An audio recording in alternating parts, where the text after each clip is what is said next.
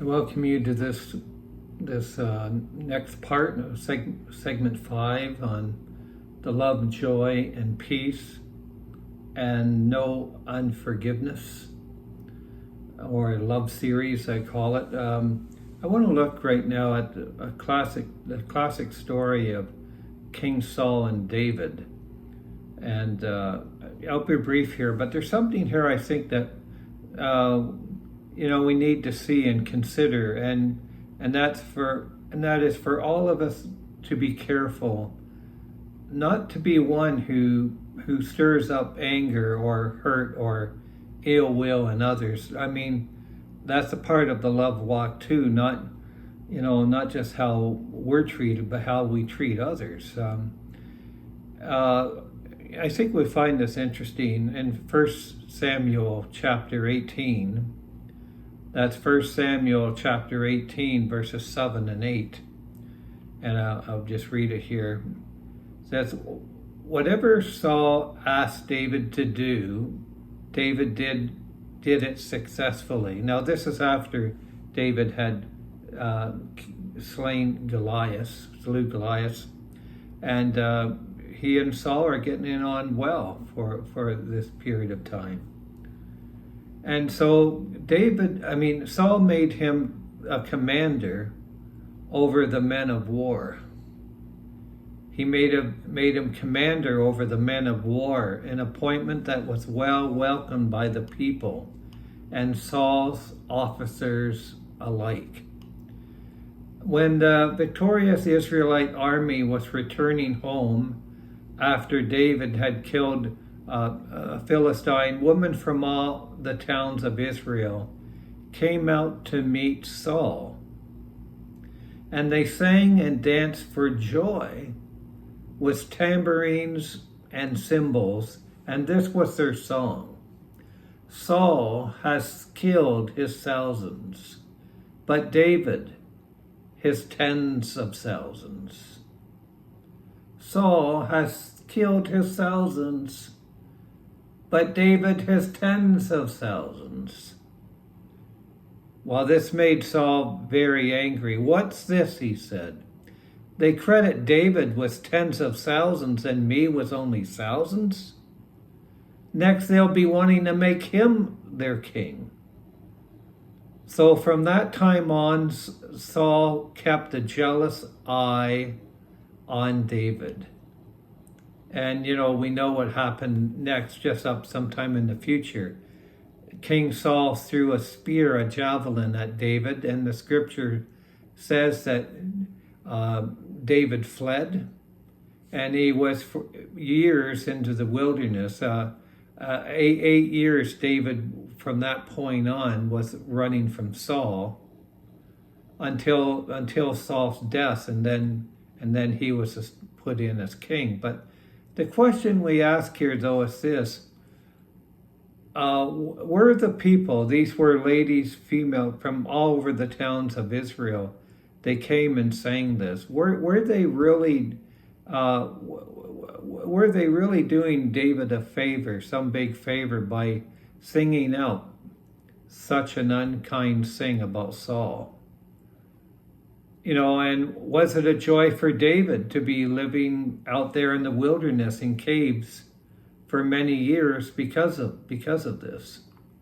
I don't think so. I think one might argue that, well, if it wasn't this, it probably would have become something different, and that may very well be, but we don't know.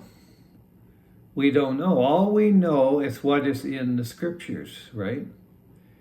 But this is indeed the thing that is what the women from those towns in the cities, they did. They sang, Saul has slain his thousands, but David his tens of thousands.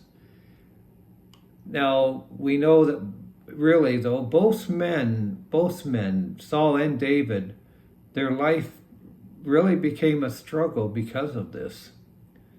Yes, it's true. Like, one can argue, well, Saul should have put on his big boy pants and not taking these things so seriously. But, the fact is he didn't. He didn't. He responded the way he did. It could even be said that if it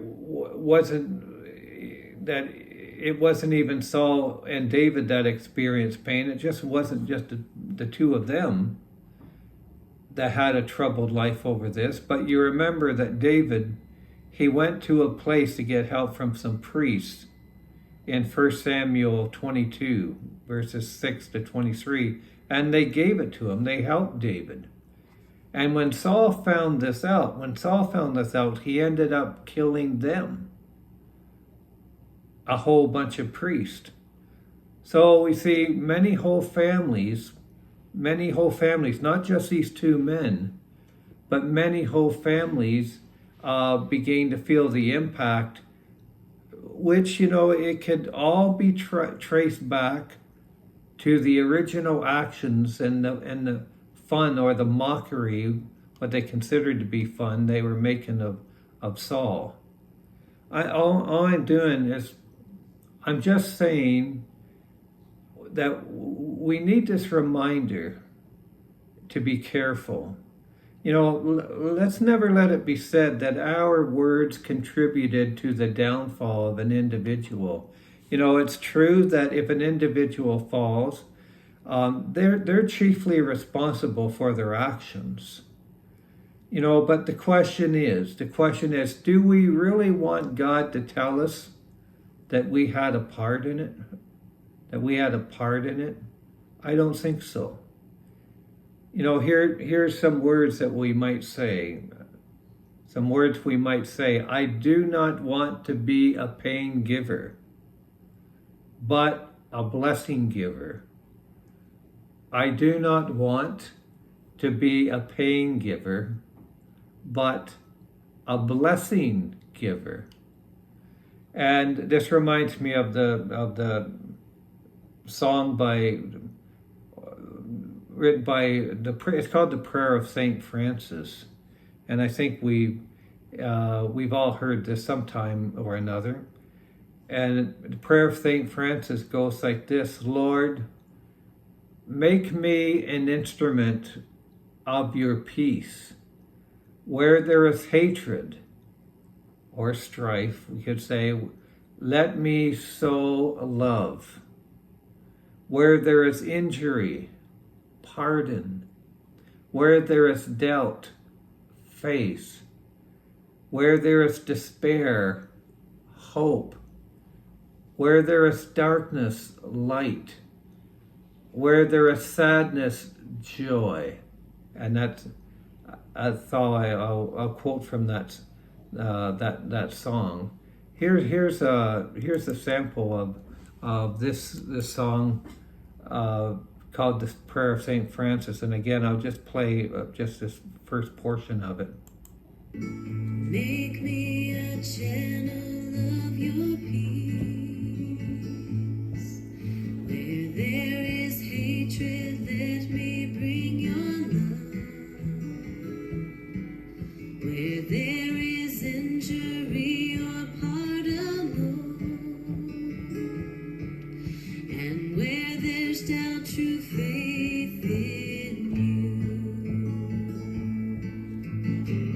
Make me a channel of your peace. Where there's despair in life, let me bring hope.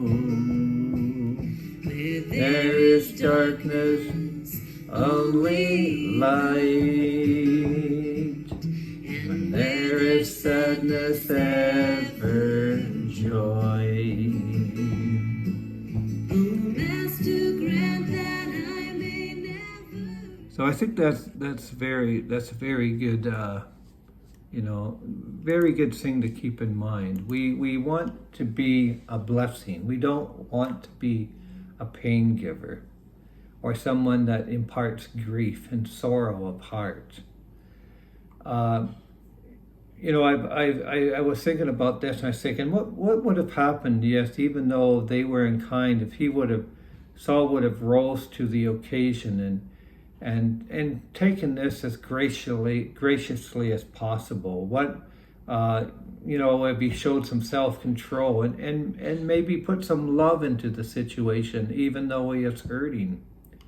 After David slew Goliath, and for some time after, as I said,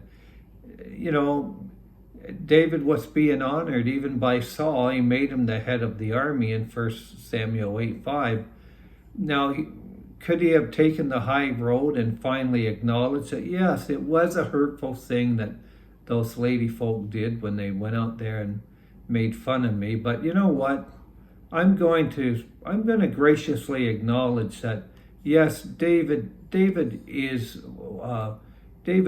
wonderful, and he is a blessing to the nation, and if God's chosen him to be king, well, maybe I'll graciously just step down and let David take over as the ruler.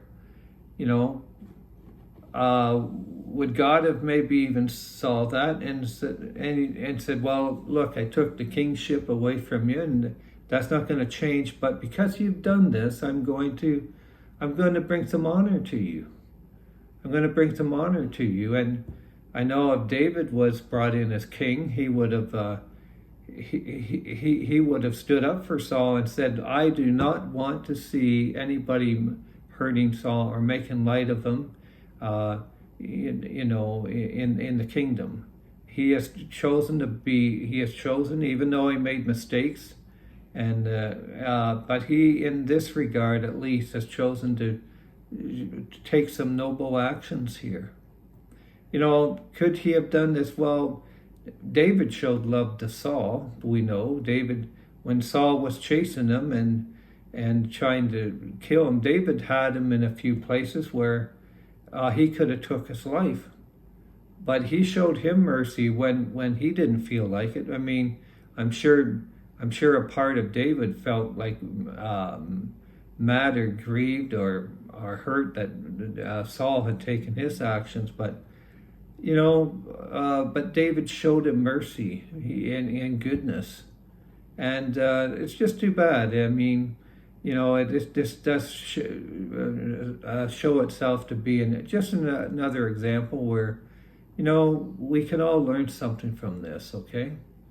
And be a blessing, and don't be a curse to people, but be a blessing, impart life, give joy, impart strengths to people, and then when you give, it will be given unto you. When you give love, it will be imparted back to you. God said, freely you have received, freely give.